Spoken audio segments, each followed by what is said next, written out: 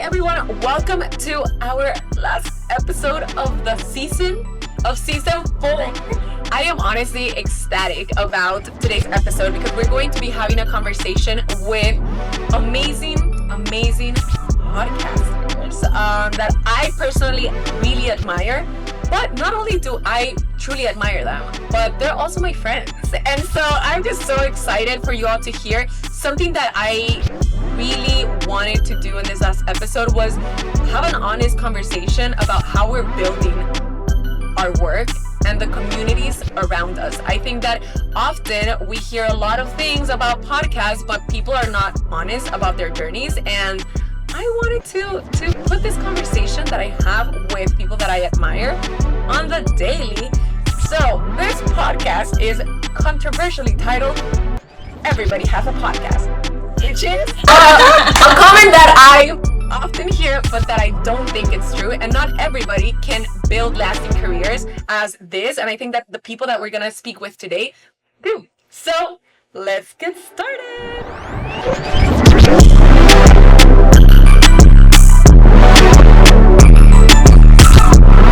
Welcome to Artisteada with Quiroz.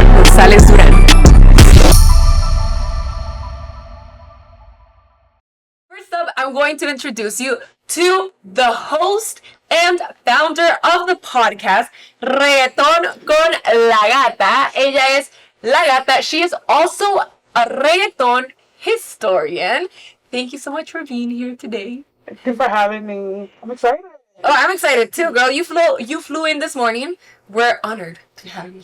And no thanks for you, girl. And then we also have Alejandra Quiroz. She is the host and founder of Central American Voices podcast and also the founder of the first ever upcoming film festival called Central American Voices Film Festival. Welcome. Thank you. It's an honor to be here. Finally be here, like on the other side. She's been here on the other side. And last but not least, we have Ana Marti. She is also the founder and host of podcastAna. And also she just started her community here in LA called El Chinchorro. Welcome. Gracias. Thank you for having us. Oh, I know. I'm so excited. So this is going to be a casual conversation. And I would love for you to talk a little bit about your why. Why did you start your podcast? And I don't know. Do you want to start? Hola, soy Gata. Soy la fundadora de Reggaetón con la Gata, que es la primera plataforma fémina de reggaetón. Comencé mi carrera con el podcasting con mi podcast Perreo 101. When I first started Perreo 101, I didn't even know what a podcast was.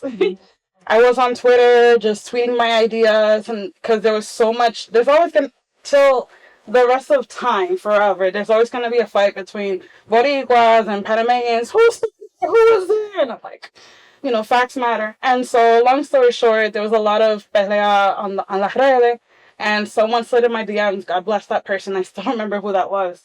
They're like, deja de estar tuiteando tus ideas, grábalo, ponlo en un podcast. But my background is radio, so I was like, podcast, ¿qué es un podcast? They're like, record yourself and put it up there. I was like, es un programa de radio grabado, raro. Okay, yo lo hago. And so I did it, and it completely changed my life. Perreo 101 is an evergreen podcast, so, you can hear it today, you can hear it 2 years from now. It's recorded in a manner that's like not tied to a specific moment. En contra de Reggaetón con la Gata, que es algo como que, bueno, todavía es evergreen, pero it still speaks with like artists that are more mainstream, like right now, Floyd Menor, Jerry D. I've had a good amount of cool artists on the pod, in which case we talk more about mental health. So, si quieres aprender del pasado, váyanse a escuchar Perreo 101 y del presente y futuro de Reggaetón con la Gata. Amo. And for you, Ana? With Paquetenteros, my why is because I moved to LA 4 years ago and I wanted to find my community, and there's like a stereotype that there's no Puerto Ricans in LA or there's no Boricuas in LA. ¿Verdad? We are here and we're everywhere. Now that we're going Chinchorro, now I know.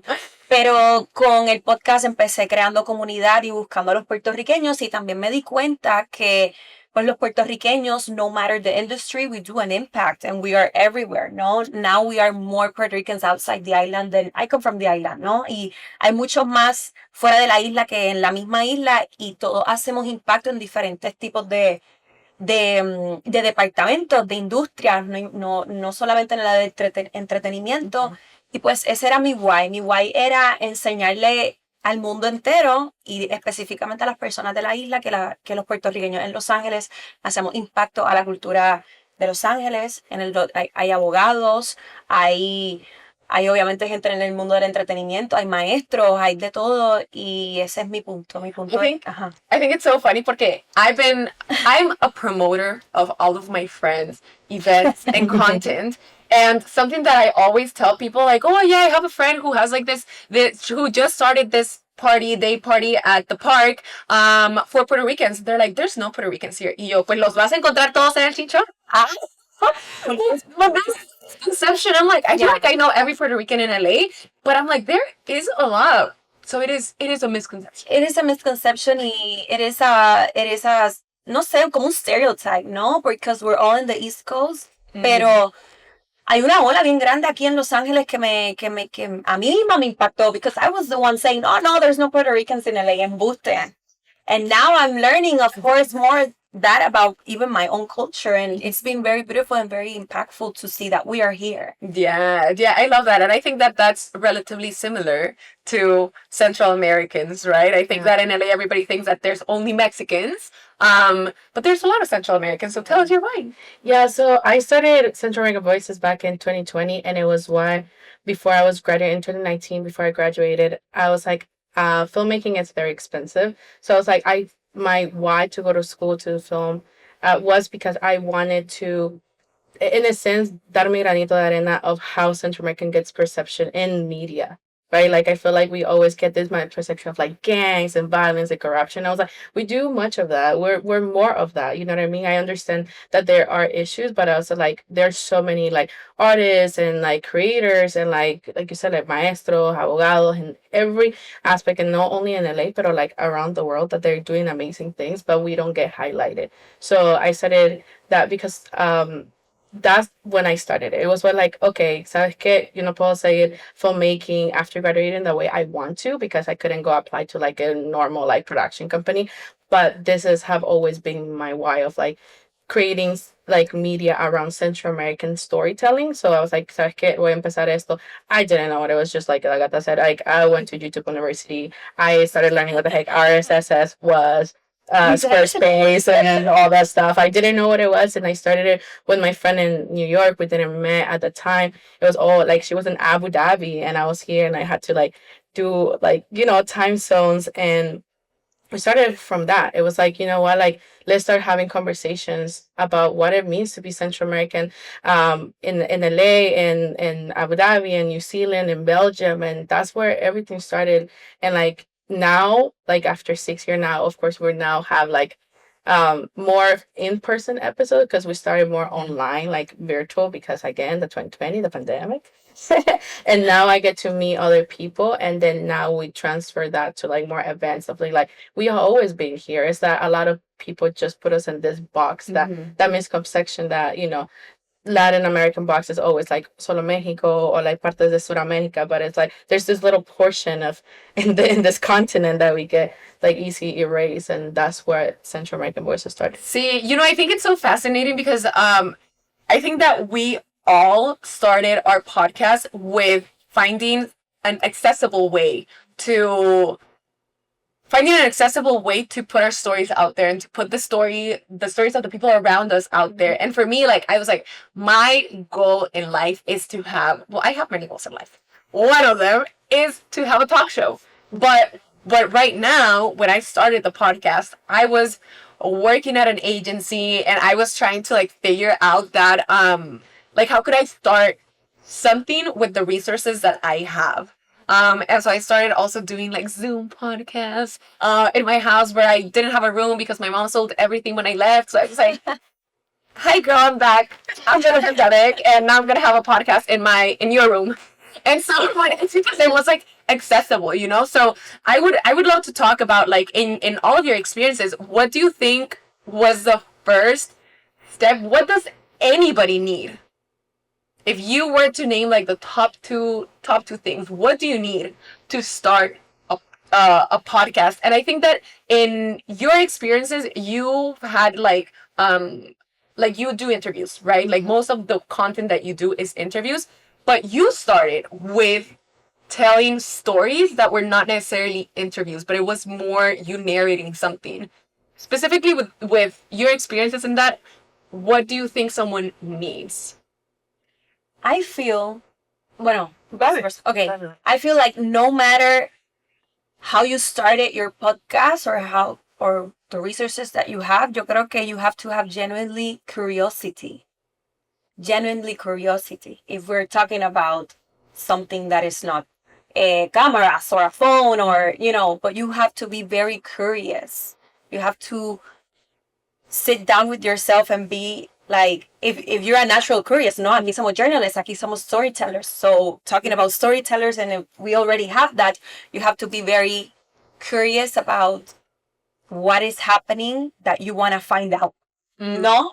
O sea, you have to go a la raíz. You have to go down ahí al root de qué es lo que tú quieres enseñarle al mundo.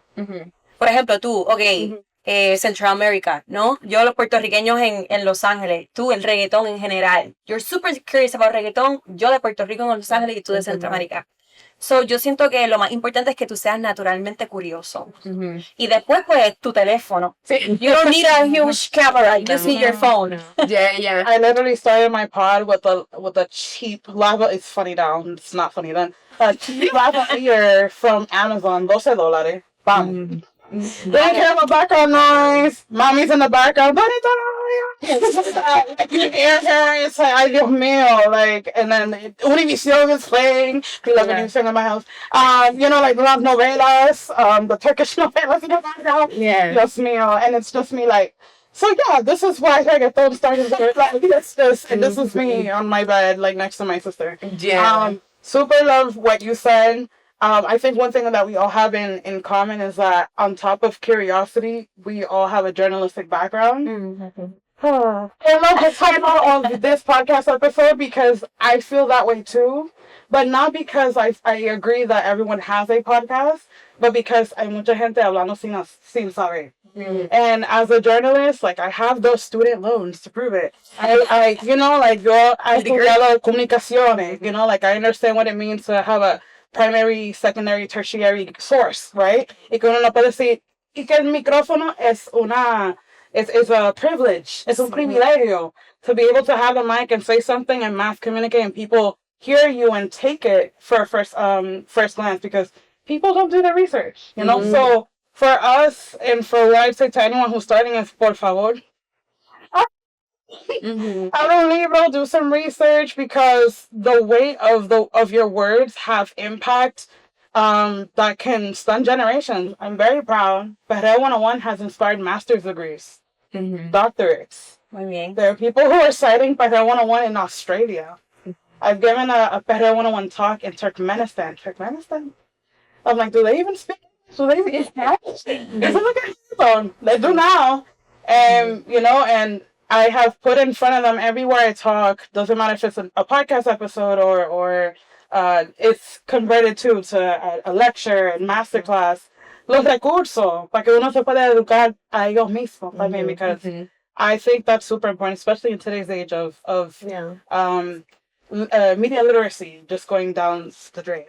Sí, pero sabes, a mí se me hace interesante because I'm like, I don't have a journalist like major, right? And I think and I'm not contradicting what I'm saying. But I think the doing your research is so important, and something that I genuinely admire about the work that you do, because you have to do research and you're putting information out there. It's like you do need to have consciousness of the world and study everything that's happening around you. But I think that is so fascinating about the work that you do, that it's just so research based. I want to give her space, but last thing I'll say is doing history podcasts is even scarier, because it's like if you say this is a fact, See, It's not true.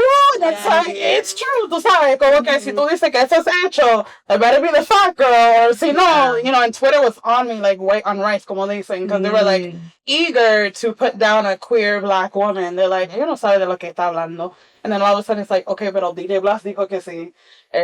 Tito el Bambino dijo que sí. Héctor el Father dijo que sí. Seth dijo que sí. Entonces tú vas a tener tu libro. No son mis palabras, son las de ellos. Entonces, tú sabes como que I'm like just the medium by which they tell the actual history. Yeah. But that's a pressure like none other.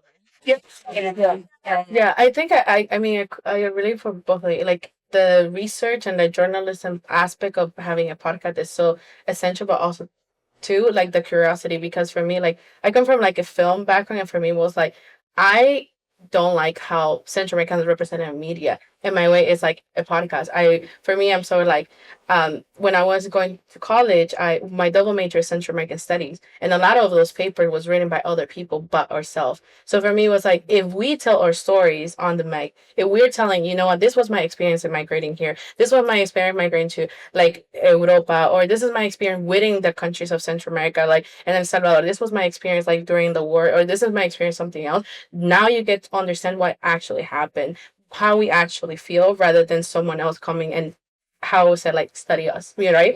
And so that was my approach to like the podcast, and it's more of like, I was like, you said curiosity in journalism, but also I think like a need and like a respect of seeing ourselves represented in a very positive way. I think that that's from Central American Voices is the main thing of like, Central Americans are everywhere and they're doing amazing things, but when you turn on TV, it's something else. It's like they hide over there. So I was like, no, this is not what we do. This is not all that. So I feel like having the respect of the community, you're now represented, right? Because like you said, cualquier persona puede prender el micrófono y grabarlo y hacer lo que quiera, pero vas a faltarle respeto a mucha gente and you're not going to have the facts, you know? And I think respect is one of the things that bring like this type of work to the light that, you know, you're doing.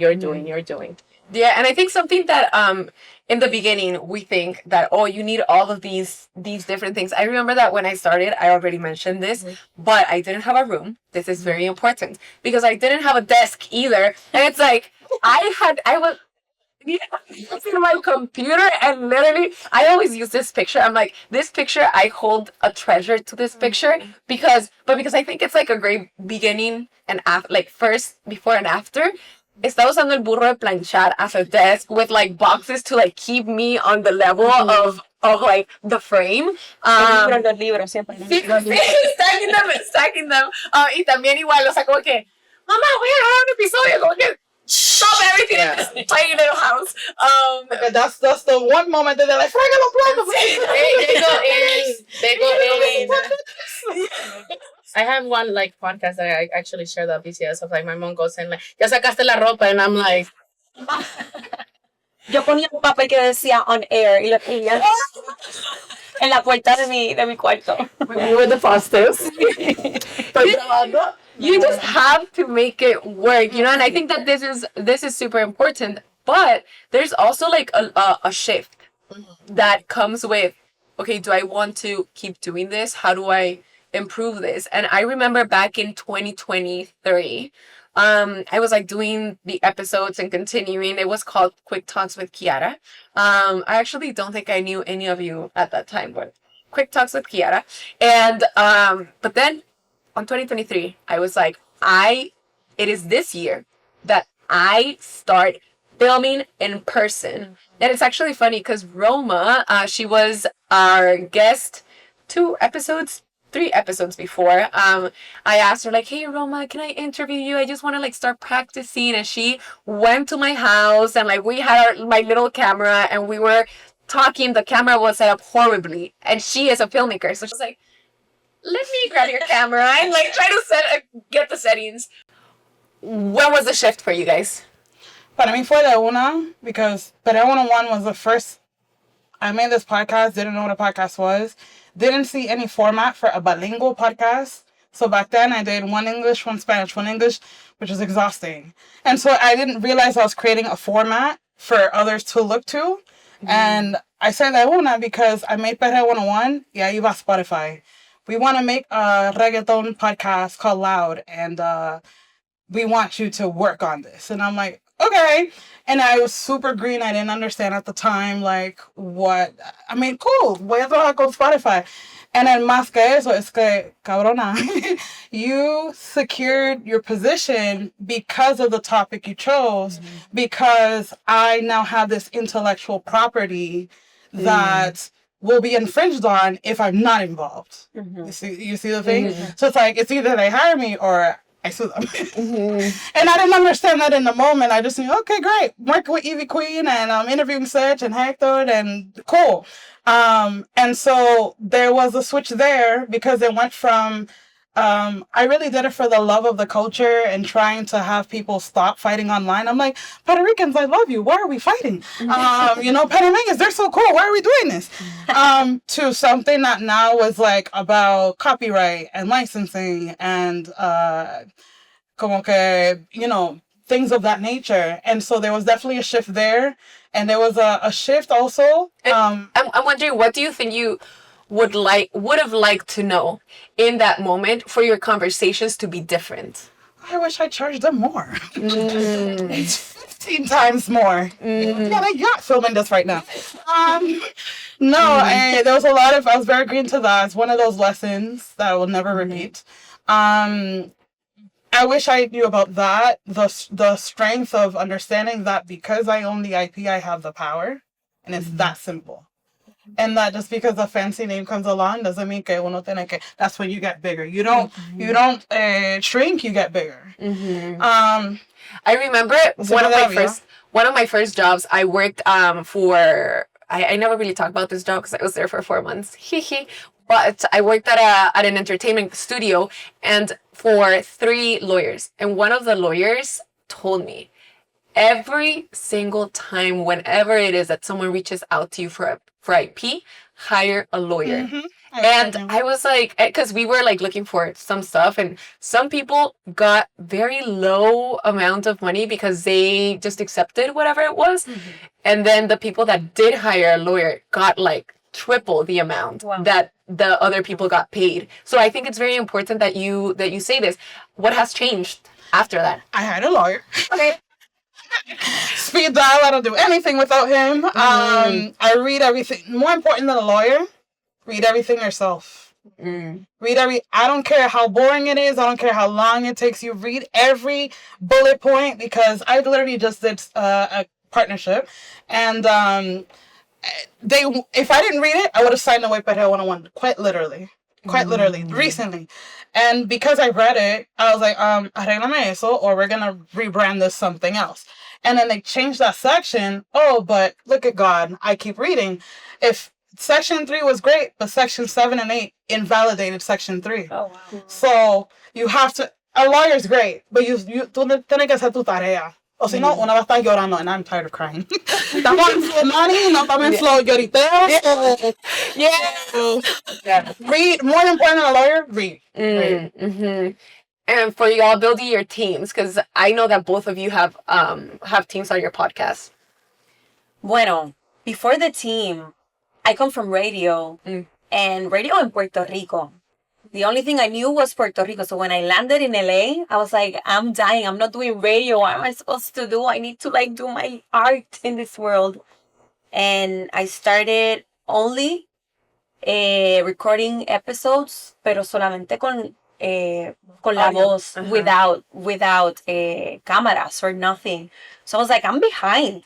What are you doing? I don't know, como que YouTube, you have to put everybody in YouTube, but also I didn't have the resources. I didn't know any studios, or my phone was always storage full, or algo así, like my first year in LA, I knew nothing. So I did recorded 21 episodes, only audio. And I got the attention, pero los puertorriqueños in LA. So of course I wanted to expand. I was like, how am I gonna do impact if the people of LA doesn't know about the Puerto Ricans in LA? That was my mind shift. I was like, okay, I need to put YouTube. As simple as that. Yo sé que es un poco primary, pero sí, cuando empecé a incorporar la cara de las personas, mi cara, las historias de ellos, ahí empezó a hacer un shift más grande. Gente de Puerto Rico que venían a visitar a Los Ángeles me llamaban, hey, I want to get an interview. I was like, what? Okay, this is making sense. It's making a lot of sense. Y it's more than the trend, no? It's like visibility. Yeah. Because, o sea, como tú puedes decir que yo tengo 21 episodes y después YouTube funciona mejor, pues obviamente. Pero... No, yeah, I love that porque I think that a lot of people, including myself, are fascinated by Puerto Rican culture. And it is because of reggaeton, to be honest, that like has globalized. But I know that there's like so many Puerto Ricans that like maybe they don't even like reggaeton. Yeah. And my mom. Yeah. So you're like giving light to people that are doing amazing things here, and I think personally I'm a fan because I love Puerto Rican culture. You know? Sí, no, and thank you for loving my culture. And más en este lado del mundo, which is a little bit difficult to find us, pero a la misma vez, yes, mira, yo amo el reggaetón. Sí, gracias a Dios que está.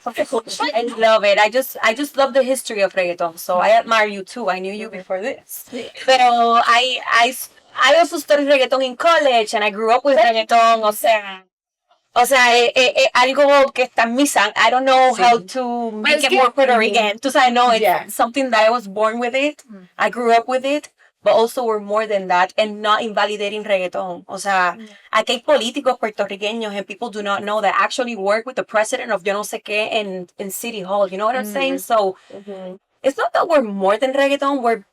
We are as equal as big as reggaeton. Yeah, it's just a part of the culture. Yeah, it's part of the culture, which is pop now after 20 years. Thank God, we're having more visibility. Pues yo me acuerdo with my friends, like when I was like in literally 5th grade, que estaba la gasolina, that we would like play it on the radio and just like, remember like this was a move.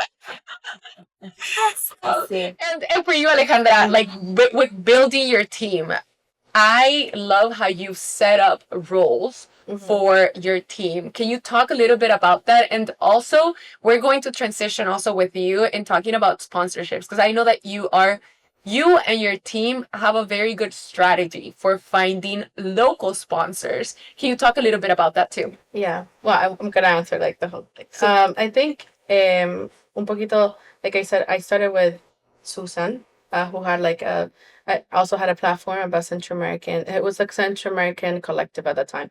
And then because, like I mentioned, we lived in like 2 opposite time zones. Like, dijo Susan, bueno, ya no puedo because like now she was going to move to El Sur de Corea. It's like 16 hours. There's no way we can handle that. So then it was at the point where to me, I was like, I already started this. I cannot, con lo que dije, like, I cannot give up on this community. I cannot give up. It's like, it's the same way other people give up on Central American, like media or representation. I cannot. So for un montón de tiempo, it was just me. It was just me. Video was just me. Editing was just me. Handling emails and all this stuff. And I think now I took a break because, of course, you get burnout, you know. And I was at the time that was like, in order for this to continue growing, I need a team. But for also the part of the team, I was like, I want this to feel how like at least it feels for me with my mom, right? But my mom is, le llamamos, or advisor, producer. Ella da todos los consejos. She's like, Alejandra, esa cámara estaba mal.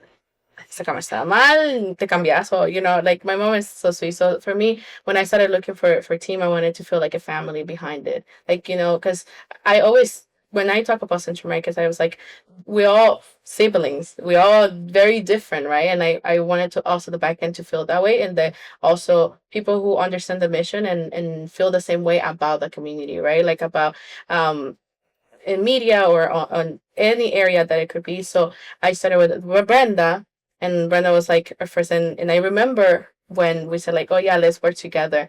And we were both at the same time. We're like, we need to meet each other's family. And we met each other's family, and from there, then it was Liz. Then Liz was like, girl, like, just give me a job. I'm bored. I was like, well, would you, like to help us this? And then it was Jackie, and then it was Graciela. And now we have we have two producer and associate producer and like social media manager. And the reason why we structure it that way is because they all have different strengths, and I feel too is because this is a platform that I also want them to explore what they want to do. You know what I mean? Like I feel like with podcasts, when a lot of times it can be collaboration, it's like, well, what do you want to do? You know what I mean? Because one day it's okay if you want to start something new and abrir tus alitas y volar, you know what I mean? But I want this to be something that you're proud, that you feel like, you know what I mean, of what you want to do and what your strength, and that's how we have secured like those positions of that. And I think now, like, de verdad se siente como súper raro, como ya no mando los correos, and like I'm like they're already like, oh, it's already in your calendar, or like, Alejandra, did you finish your research, right? Because that's another thing, I do my own research, I prep my own question. That's something that, like, for me is very important, like, to do the research on my guests and everything. And so it has been nice to try for that. I feel like you get very like como un imposter syndrome, porque it's like, why is it growing so like that? Why, But I love them. They're like outside of that, they're also like my closest friends, and also I no quiera no va a decir, but you also are like one of I call them my advisor too.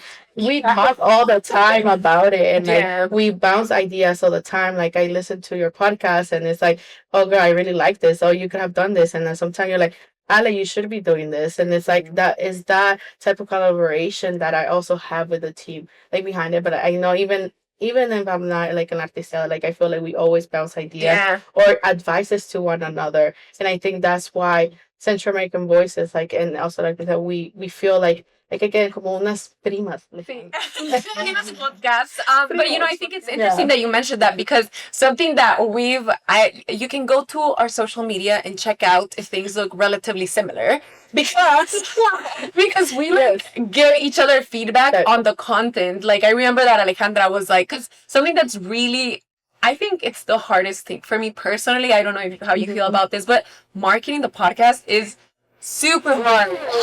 Okay, apparently it is a hard thing for everyone.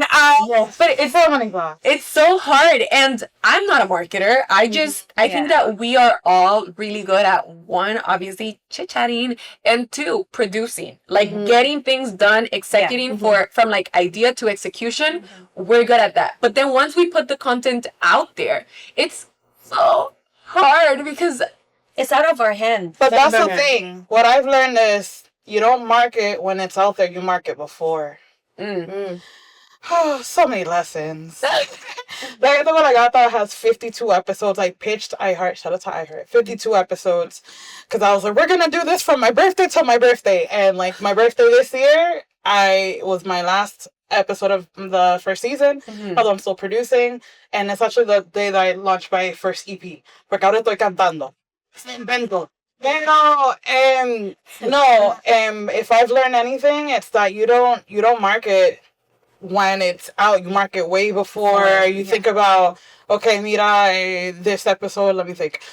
This episode with Floyd Menor, he's Chilean, and that episode I also have the editor of Rolling Stone, and I'm like, okay, I have a Chilean, a Nicaraguense, let's rally up the troops, like people from that area, and who likes, who's looking for that representation, let's put a buzz, out there, and then be like, oh, this drops then, and then when it drops, it's like, tú sabes, se explota. Pero si tú lo haces el día que lanza, it's like, you're already, it's like tú vas contra la corriente, because you have to, like, fight against everything else that they're seeing. They have no warning, and then you have to fight that sort of popularity. If you give doses...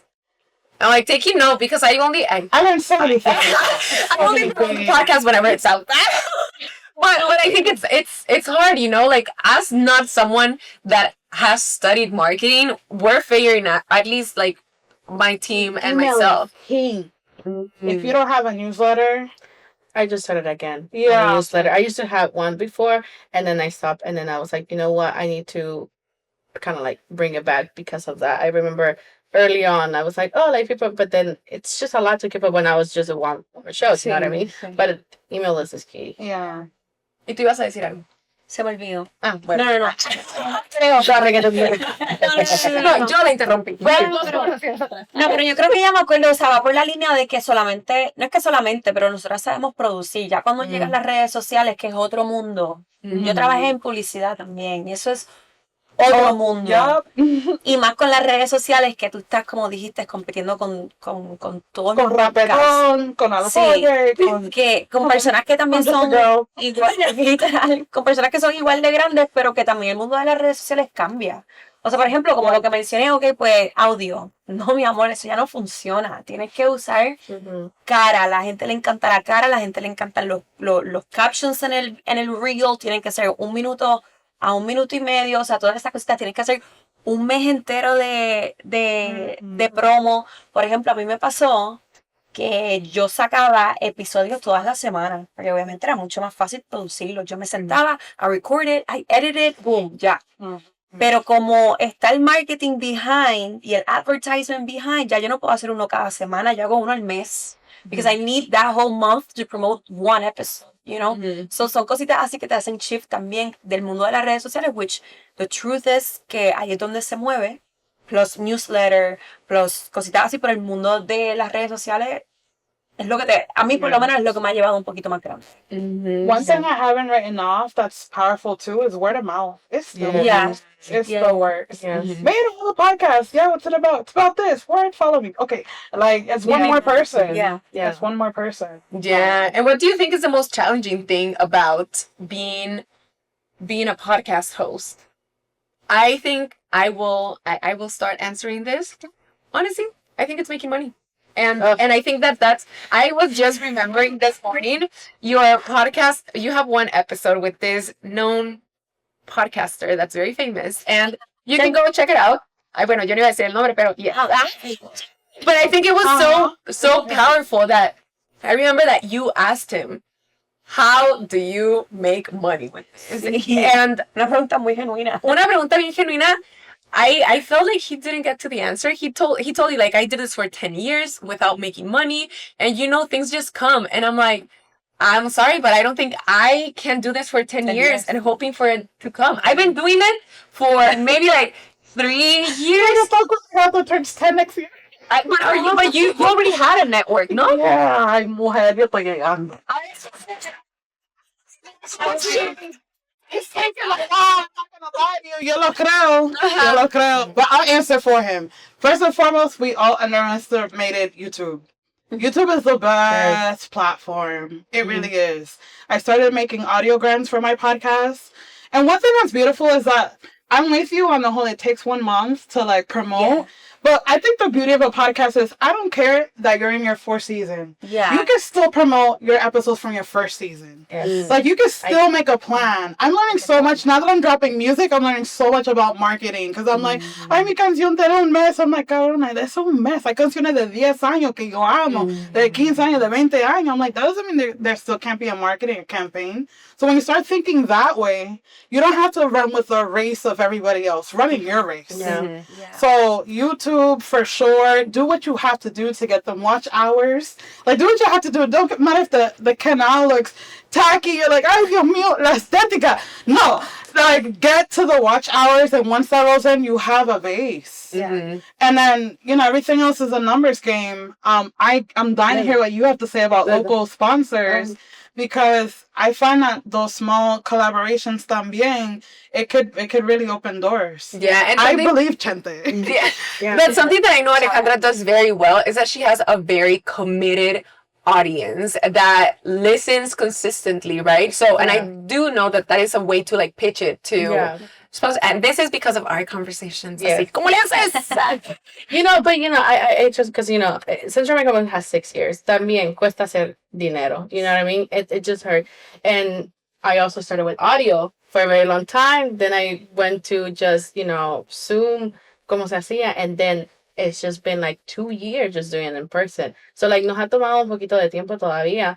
And I think for me it was more of like the conversations that we were having in the podcast was like very heavy. Like it's conversation about identity, about politics, about history, about, traumas and all that stuff. And a veces yo me podía pensar, me encantan esas conversaciones, but I was like, do people want to listen to this? Porque ves un montón de podcasts haciendo, like, chisme. Yeah.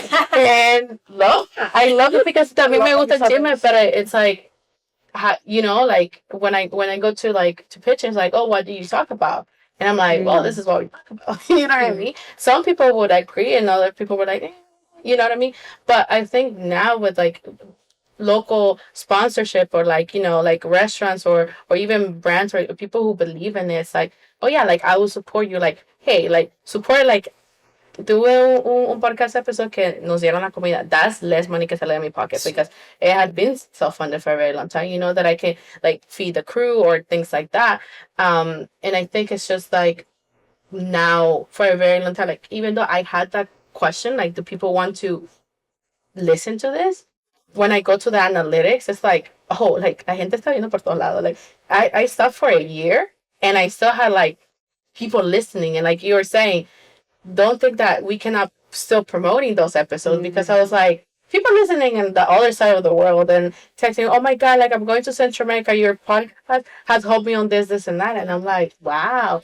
Or like, so those are the conversations that I take to other people and be like, this is why this is needed.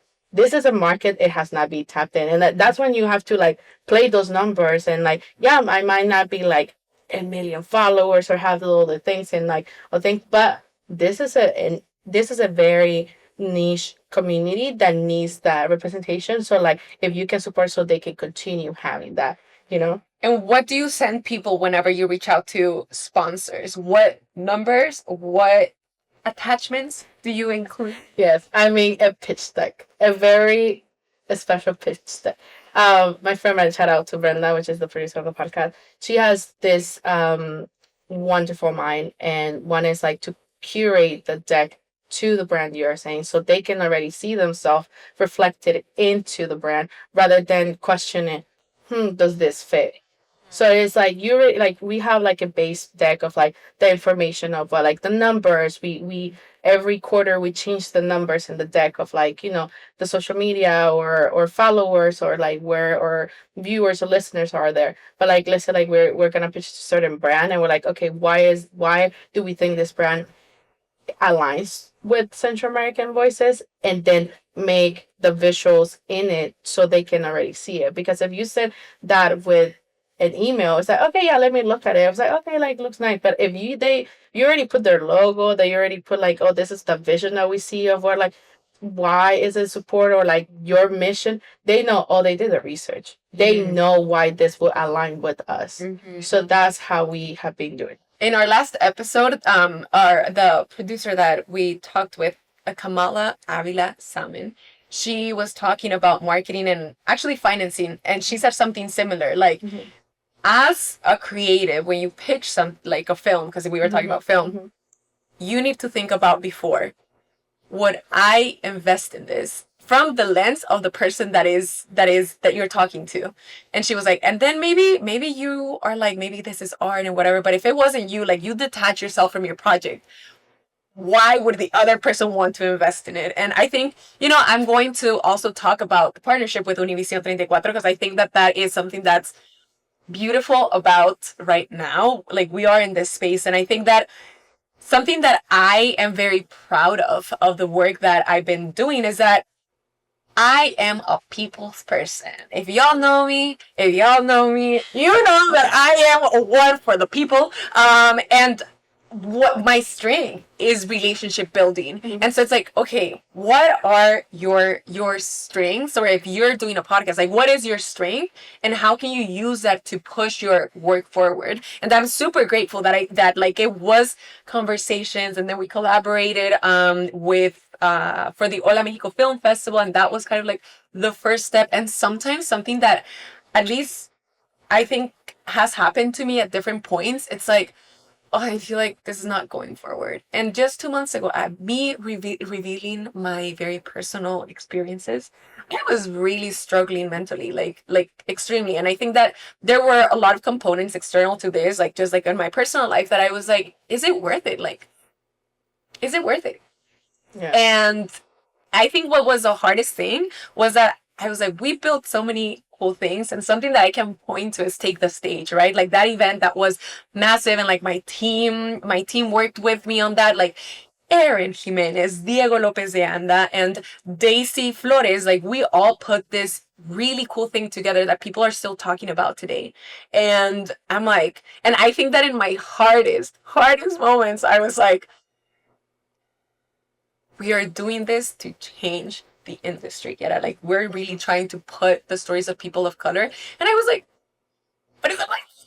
What? I think that looking back, a friend told me, and I think that is just so powerful about being in community with other people that are doing something relatively similar to what you're doing, was that people around us, thankfully, have seen something that sometimes we don't see. And I remember this one friend that told me, yeah, you can't lose the vision. Like whatever it is that you need. If it's like going for a coffee and just brainstorming things all day, like call me. Like seriously, call me. And I was like, I'm sorry the person that told me this is hearing this, but I was like, I don't know if we're like that close, you know? Like I don't know like what the proximity in our relationship is, but I think that was something that was very powerful to hear and to know that existed for me. So going forward with with like the different things that you're doing, and I want to point specifically to specific things that you guys are doing.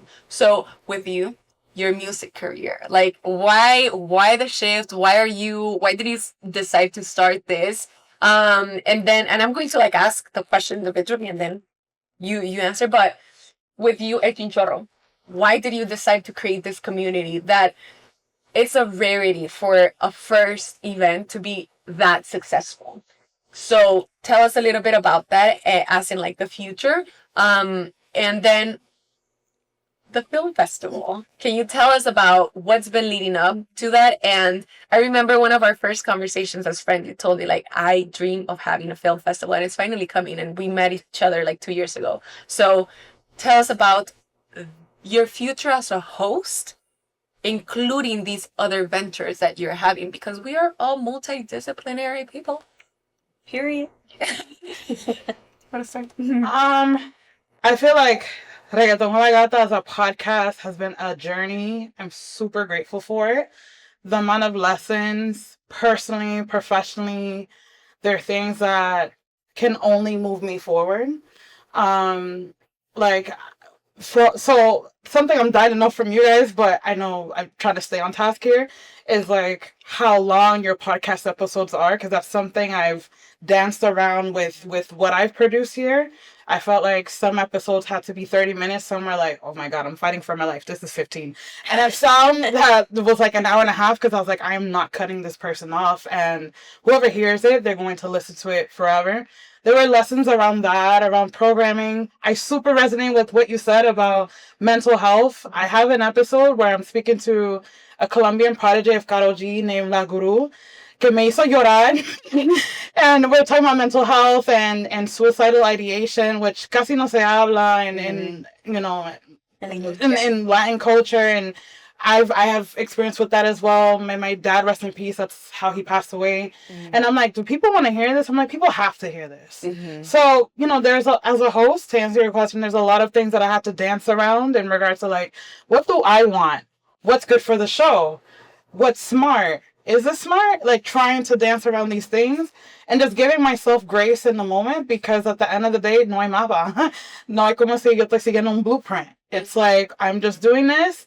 I'm putting my heart in it. I'm hoping somebody likes this. I'm hoping that this changes somebody's perspective. And for right now, that's good enough for me, because this is hard. I did bulk filming. So when I tell you I did 20 episodes in 2 days, during like the Latin Grammys, Latin Billboards, you sit there, I sit there every 30 minutes. Gracias. Not bang that out, because when else am I gonna get Jerry D right now? All these people in one place. I'm like, sí, and trying to keep up my attitude on camera and el ánimo, and all these things, and all while trying to produce a good show. I mean, challenge. And yeah, I feel like for hosts, that's the best I can say, like in regards to trying to understand these things. Now, as an artist, why did I pivot? Because I feel like, you know, everything's not perfect. With the good, there comes bad. And I feel like in the process of producing 52 episodes, there were some things that just straight up made me cry. Pero por qué? Pero ay, yo no tenía eso. Ay, estamos aquí. And it just made me sad. And I feel like in certain moments, it took away the joy from me. And I'm like, if there's no joy, there's no point. So I needed to get back to joy. I love reggaeton so much. I've been hiding in the studio for 6 years. I can't believe I'm saying that out loud. Yo sé cómo producir reggaeton, escribir canciones. Obsesionada, quizás. And so, you know, I'm super happy I dropped my first EP on my birthday. Grand closing, grand opening. Last day of my episode was the day I dropped my EP. 3:33, the time I was born. Es una mezcla del rock, música alternativa con el reggaetón, o sea, rocketón, dembow rock, que no se ve, no se escucha, like, you can't look that up. I mean, now you can on TikTok. There's some cool things, but I wanted to do things de mi estilo. And that was it, the joy. I just really wanted to get back to joy, and I never anticipated that marketing music would teach me things about marketing in general. So now I'm taking those lessons and applying them to podcasting as well. Oh, I love that. I love that. Well, you're going to have to give us and finish the episode with a little bit of a I can be the dancer. Yeah. I am dropping a whole nother project throughout the summer, so quizás, vamos a ver. And for you, El Chinchorro. Yo creo que, bueno, la question era de why am I shifting to Chinchorro or why am I like expanding and what? Expanding. Sí, ¿verdad? Ok, yo creo que esto tiene mucho más que ver con el calling of my life. En verdad. Yo creo que, o sea, a little bit of backstory. I didn't study being in front of camera or nothing, just production, pero se me presentó la oportunidad de poder ser radio host en Puerto Rico y ahí empecé y yo simplemente era yo. O sea, no sé, mi ex jefe allá en Puerto Rico, shout out a Héctor, me dio la oportunidad de hablar a una isla completa. Now that I think about it, 3.5 million people, yo no lo pensaba. I entered that studio and I always thought about my friend Bea. Okay, I'm talking to Bea. Okay, and then I did my magic, no? But then I don't come from being on a studio. I come from being around people. I'm also a people person and I like ese calorcito y Puerto Rico es así. Puerto Rico, mi papá dice que Puerto Rico es una familia gigante. So everybody knows each other. Everybody has family. Everybody is getting married. Esa cultura latina de crear y comunidad. And then I came here with that need also, no? I left Puerto Rico being a radio host. I came here. I went straight to a cabin or to a studio. But then I saw that LA is full of community. And I saw that we are here, no? But I was like, how am I going to do this? Also, I miss my people. I'm so far from the island. How am I supposed to, like, just feel at home, no? Como que en verdad está bien difícil. I don't know how that first Chinchorro happened, but it happened. And thank you, shout out to Chloe, who is also the co-founder. She was the one that came to me, and she was like, hey, Ana, let's do a Chinchorro. And I was like, what? We're going to do a Chinchorro today? Let's brainstorm this idea because I need my people around me now, you know? Y creo que lo más que a mí me llamó la atención sobre el Chinchorro o sobre crear el Chinchorro es la diferencia de estar en un estudio without people, but you're talking to millions and millions of people versus being in el Chinchorro y en el jangueo, which is the other event, night event, que tú estás actually afuera con la gente, listening to them, listening to their needs, exchanging love. They are talking to you because, of course, you have a responsibility and you're the medium of whatever your high presence is, but you're actually a medium of your calling. You're here to put people, if you think about it, we're here to put people together because of our voice. And our voice is no more than what we have here and here. And that's why we all need to read a book, and that's why we all need to like clean our soul. Pero that's why I am super como que passionate about it, and that's why I shifted, because I needed that ese calor humano, which is representation of Puerto Rico, the island, y todos los latinos que somos, ¿verdad? Y los caribeños y los centroamericanos. Pero también my personal need of being surrounded by my people, que son los que me entienden, los que, if I'm here to listen to them and just to be a medium of their needs, to be a person that represents us, which I hope I'm doing good, ¿verdad? And I do it with all love and respect and humbleness, because And I think people can see that. People Thank can you. see that like at the event, right? It wouldn't have been such a success. It was like yeah. packed. Thank you. Thank you. Yeah, Thank that's you. up. Yeah. I like to I'm like, be oh, seen. that's for you. Pero yeah, we're only just mediums because we have a privilege of our, o sea, nuestra voz, como tú dijiste al principio, es a privilege. Y el impacto que hacemos hacia las comunidades y hacia la sociedad también es un privilege. Y lo tenemos que tomar con pinzas. Y pues nada, I shifted, just to answer the question, I shifted because I needed that human interaction. Yeah, Thank you very much. We love that you created that. Thank you. And here to welcome everybody. Tú sabes, porque de eso se trata. De eso se trata, de crecer juntos y de meterle cabrón juntos. Y Film Festival. Bueno, yo creo que como les dije al principio, like I started a podcast because I couldn't pursue filmmaking in the way that industry would tell you to pursue filmmaking. I'm not saying like, podcast was like, well, porque no puedo hacer esto? So it was always at the thing of like, I want to tell stories with Central American as the forefront. So let me start a podcast because this is what I have accessibility right now. No sabía que era tampoco. El mic I don't know, I gotta like offer up or something like that. Like I still had to learn, but podcasting has always, I think it gave me the opportunity to like learn more about the cultures of Central America and different other aspects.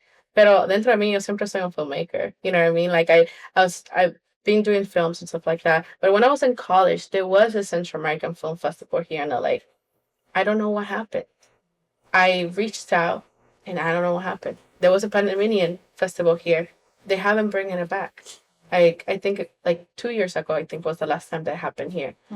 And después de cuando ya estaba creciendo Central American Voices, there was other areas that we were like, esto va a ser, no sé cuándo, esto va a ser. Pero una de esas cosas siempre fue un festival. Like, it's in my car. I was like, I hope down the line, I can open a film festival where we can highlight Central American films. I went to so many film festivals. You were there with me when I was taking notes to so many film festivals. Yes. I was like, I don't like this. I like this. I don't like this.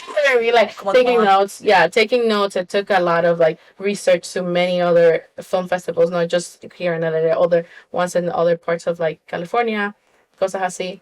That it got to a point like now with the team, we decided this is the time. And we were like, yes, it's the time. And I think I'm excited. I'm nervous. It's something that I'm like, I think about that of like, it's the podcast, but like now in like, you know what I mean? Like, I'm not doing an interview. The people are telling you what they want you to see from Central America. These filmmakers want you to see. They are the ones who are the storytelling is at the core. You know what I mean? They're telling you what their experience are in Central America, what their experience are in the diaspora, what their experience are overseas. Like, they want you to know this. And because I always feel storytelling and filmmaking is that way. We create films to tell other people of our own experience or the experience we want to create. So I feel like it's the same way of like what I was saying. Tell those stories from our point of views. And I am so excited for that. I am so proud of the whole team and everyone. And I know it's a challenge, right? It's a challenge to build something that, you're like, oh, like it's where there's no blueprint. You said it. There's no blueprint. There's, ¿a quién le voy a decir, bueno, ¿cómo hacemos este festival? O ¿cómo vamos a hacer las cosas? No, there's no blueprint. Also, the other part of like having Central Americans submit, like reaching out over there. Hey, manda tu película. Like, because to me, the core of this is that where people need resources, where people need platforms to showcase for them to grow. And the whole point is like, for me, I just want people to see Central American cinema the same way they see other type of cinema. That it's not just one in it, 100 like film program. You know what I mean? Just come and learn and watch film from this beautiful region. And when Sephora is gonna be September 12th and 13th. Well, we are a little bit past our time. But we are hosts, so we are ready for a conversation, right? But no, like I really wanted to thank you all for coming. Like I know that you switched your trip just yesterday because you missed it and you were like, I have to be there. You flew in also for this podcast episode specifically. So I am just like very honored, and obviously you know that I love you so much. And I'm just very honored to have you all here in this conversation. I think that this is just like a moment in our very successful like long-term careers, right? I'm excited for us to like eventually all of us have a talk show, and then we can come back to listen to this conversation. We're like, how we were struggling with that, No, I was like, yeah. I know what it's about me and yachts. Yes. We're ready. I am Puerto Rican. We'll be ready, but I think that another reason why I also wanted to have this podcast episode was because I saw this statistic. So the USC Edinburgh did the statistic, it analyzing top 100 podcasts on 2024, and it was shocking, but not shocking. But only 6.6% of the top 100 podcast hosts are women of color. And I think that this would be a part 2 of a conversation, right? But like, why are I'm sure there's a lot of women of color doing podcasts. Why are they not funded to be on the top 100? I think that we all have a very beautiful perspective and a lot of knowledge from like different regions and different experiences, that I was like, you know what, let's bring us together to really collaborate and support each other's work. I think that so far we've done this. Like I've interviewed you in the past for the podcast, and we have conversations about our journeys and how can we support each other. And I just think that this is a beautiful reflection of the work. Like this moment, this podcast episode is a beautiful reflection of the work that we are doing in our everyday lives and how we're building community with each other. And so I really wanted this episode to be the last episode of season 4. And also, like with Artisteada, we are a nonprofit, and we are continuing to host events for creatives of color, centering creatives of color, and we are on a mission. I am honestly, one of the things that I am most proud of is that a lot of the people that meet at our events, at our spaces, at our networking events, or our live episodes, end up working together. Like I want to say that Celeste, you met her at Take the Stage or the dinner, I think, and she has been taking pictures of your podcast, right? Of El Chinchorro, I'm sorry. And like I know that like you've probably also met some people. I know Diego, our executive producer of the podcast, he's like, add that to your statistics, Kiara, because he meets people here and then he's like starts working with them. And I just think that is so beautiful, that I am very proud of the work that we've done. And I think just being in this space, I've dreamed of having a talk show. And right now we were talking about like how we felt like on that network show, that other network show with women talking and giving their opinions about things in life. I'm like, I felt like I was on a talk show like this whole season, but also here. So hopefully we can bring back the partnership with Univision 34 for another season. But thank you, everybody. Thank you, guys. Thank you guys in the back for making this season so special. And if you are at home and you enjoyed this episode, or you have somebody that cares to create a podcast, or you are in your own podcast journey, please share it with your friends, share it with people that are also building communities, and make sure to check out the work of these amazing hosts and community builders and artists. Make sure to go and check it out. But thank you so much for being here in this season. And if you haven't caught all the previous episodes, make sure to go back and listen to them. We love hearing your takes, your thoughts, your opinions. Feel free to reach out on la.artisteada on Instagram and tell us what you liked or even what you didn't like, just like knowing that you're hearing, and we're always open to hearing feedback or more people that you want to hear about. or hear from, the English is not English, hear from, please feel free to reach out. But thank you for being on this season. Hopefully see you on the next one. Thank you for tuning in to another episode of La Artisteada, a media collective for global culture shapers. Make sure to subscribe and let us know how your art is impacting the world around you on our social media channels at la.artisteada. This episode could not be possible without the amazing team behind it, Erin Jimenez, Diego Lopez de Anda, and myself, Kiara. See you on the next episode.